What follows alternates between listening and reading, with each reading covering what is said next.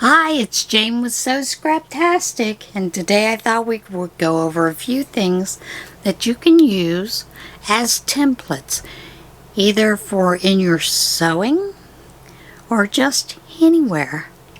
Some of my favorite templates are really simple things, and one of those being just plain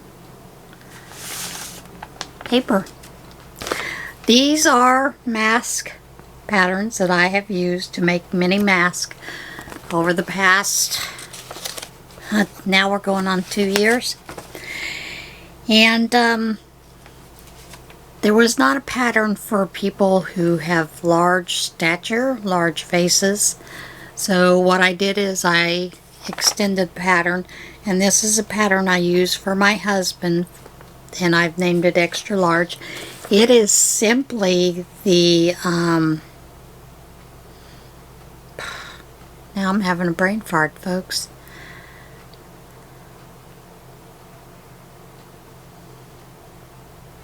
I'm going to put it here on the, down below. Sorry. But anyway, it is a pattern that I have used for many times for that. One of the other things is this is a pattern.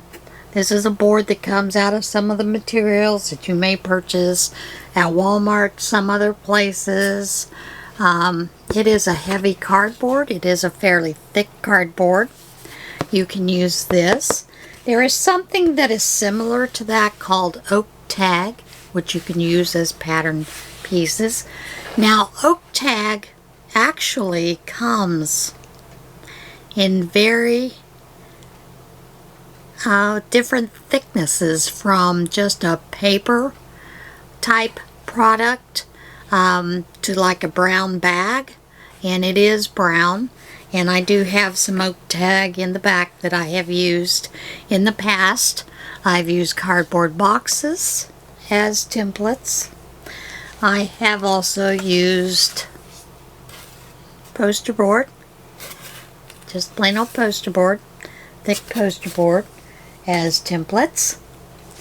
And then of course, you know, when you go to Dollar Tree, they have those nice chopping blocks, so that makes a great template to use.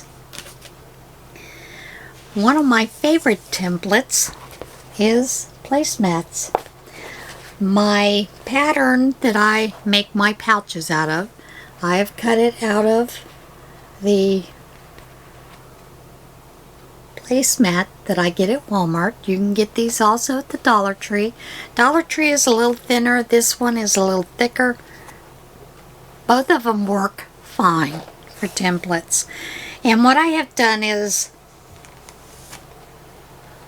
on that pouch pattern, I can lay it down on the pieces I want to cut, and I can either use my other rotary cutter around it to cut it, or simply just draw it and cut around it. Now, I also use templates like this for when I am marking where I want, say for a drawstring, different drawstring bag that does not have the additional piece attached to the top, but just out of the straight fabric. I will make a template so that I know where to mark them on each side. One goes to the left, one's moved over to the right. Sorry about that. And they work great. Now, this is something that was given to me as a pattern for a template, and it is simply a piece of flannel cut out for a bib so that you can use that as a template or a pattern piece. And of course there is this one is a little different template for making pillow pouches, pillow pads for they're port pillows is what they are. And basically this one uses this, it is set up by someone else, and you will place your material here, and here is where you will place your Velcro pieces to go around the seat belt. You'll butt it up against here. They use a popsicle stick so that you would just be able to butt that up against that. And that is a brilliant pattern for this type of pattern that they have used. Now, one of the other things, and I find this rather interesting because it is simply a piece of muslin that has been cut out as a pattern for an adult bib. And that's all it is a piece of muslin. So you would lay that down for your pattern piece to use as a template to make that. There are, of course, the good old normal Reynolds wrap. This is one of my favorite freezer paper. I use it a lot because once you cut that out as a template, you can actually iron it onto your fabric and then cut it out. Like when I am doing pieces that need applique, of course the only thing you gotta remember here is you either need to draw your applique on the wax side or you need to flip it so it's opposite of the way that you want it to be. Now, I will tell you, many patterns that I use that are applique, I make sure it doesn't matter which way you draw them, that they're going to be in the correct position, just because that's the way I do things. You know, I'm afraid of making a big mistake.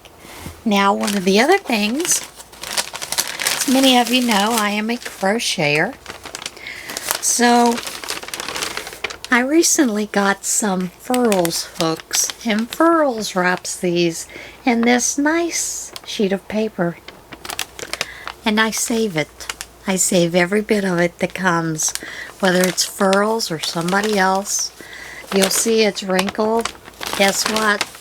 You can iron that, and it irons out beautifully. So those are just a few things that I've used as templates before.